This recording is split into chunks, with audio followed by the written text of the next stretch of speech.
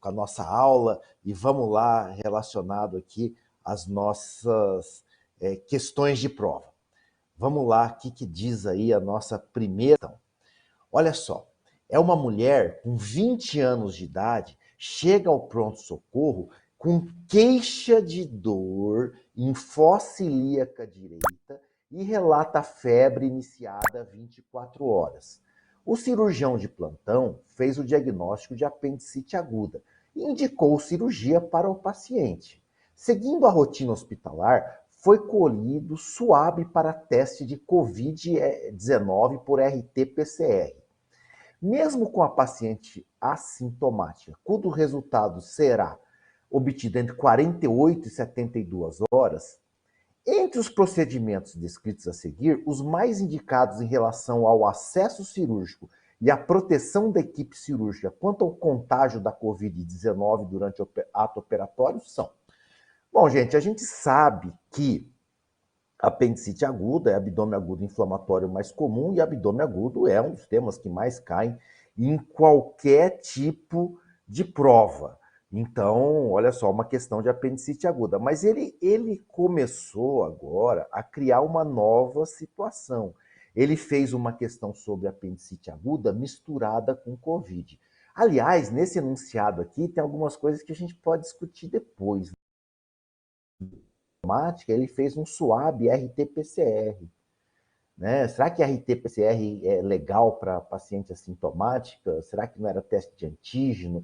Então, e olha só, o teste só vai demorar para ficar pronto em 48 a 72 horas, e a nossa paciente está com apendicite aguda, hein, gente?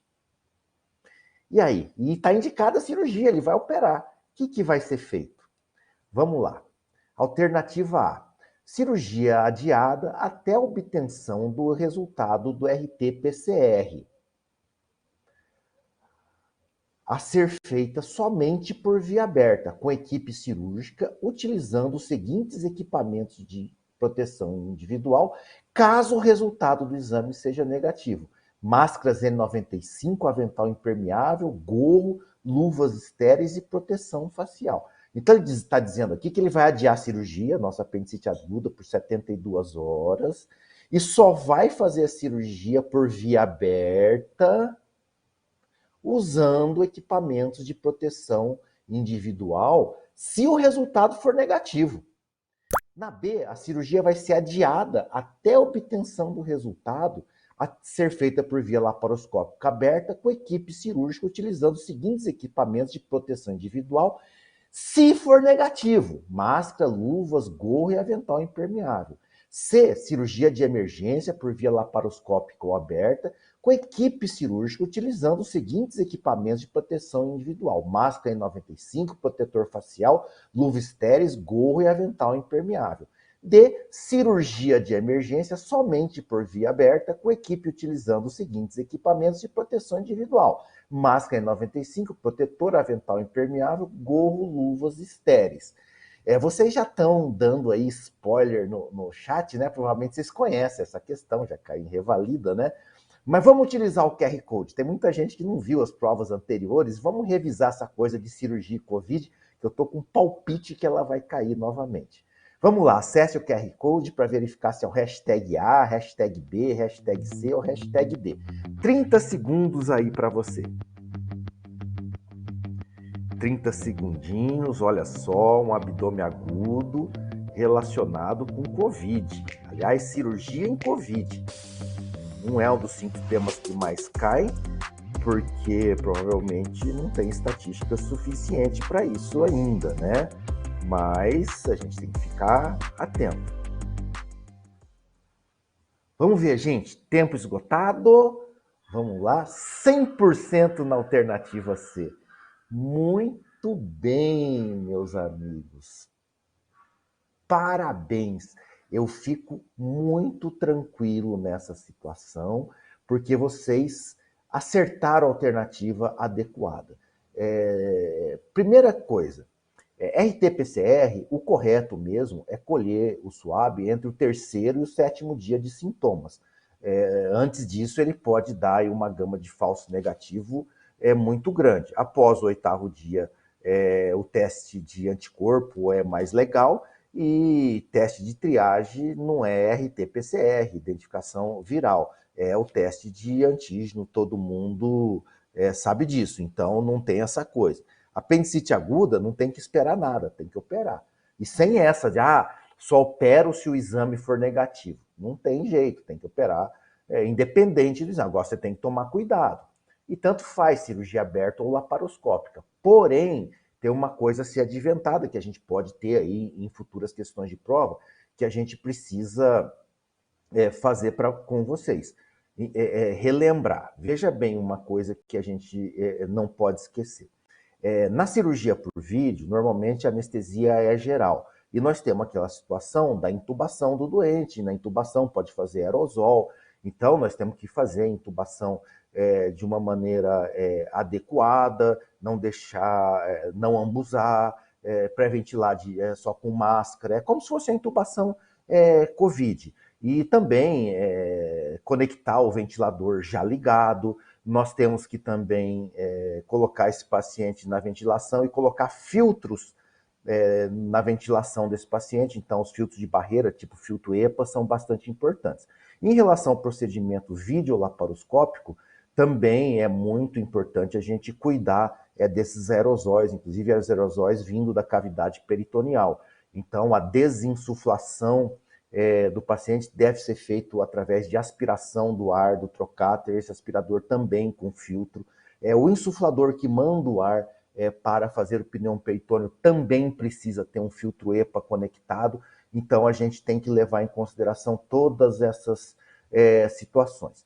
Na apendicectomia aberta, provavelmente você pode fazer uma raquianestesia, então você, obviamente, não tem as implicações da ventilação mecânica. Então, a gente precisa ter mais assim, uma certa tranquilidade, mas eu posso fazer aberta de qualquer maneira. Mas cuidado com os aspiradores, enfim.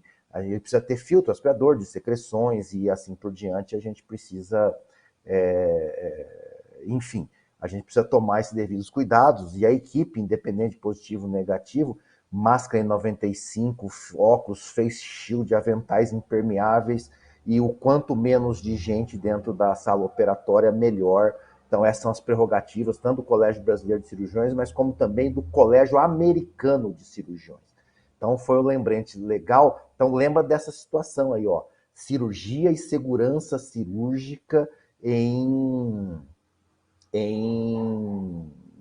situações de Covid. Então vamos lá, gente. Fizemos aí a primeira questão e vamos fazer aqui o nosso caso clínico.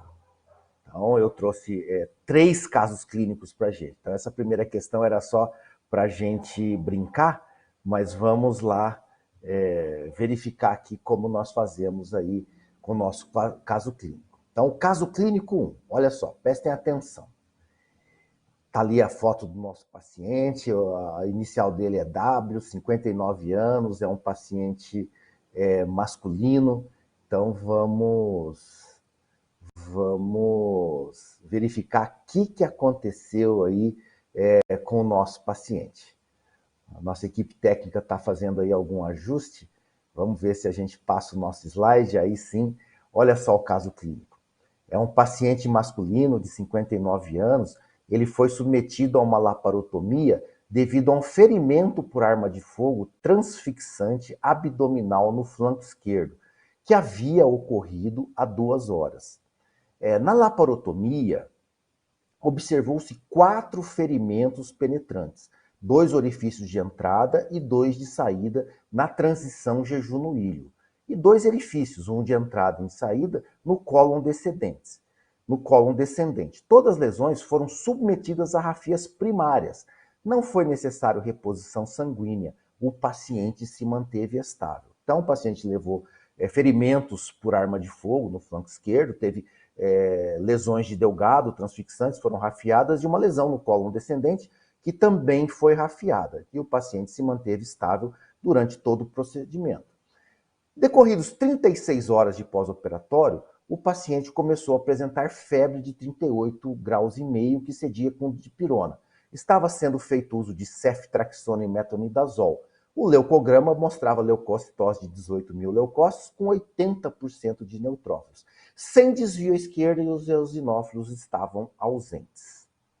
Então, olha só. Estamos com 36 horas de pós-operatório. Qual é a causa mais provável do quadro febril com 36 horas de pós-operatório e qual a conduta mais adequada? Vocês já devem ter me visto falar 1 milhão de vezes sobre isso. João Ricardo, você vai trazer isso de novo para nós?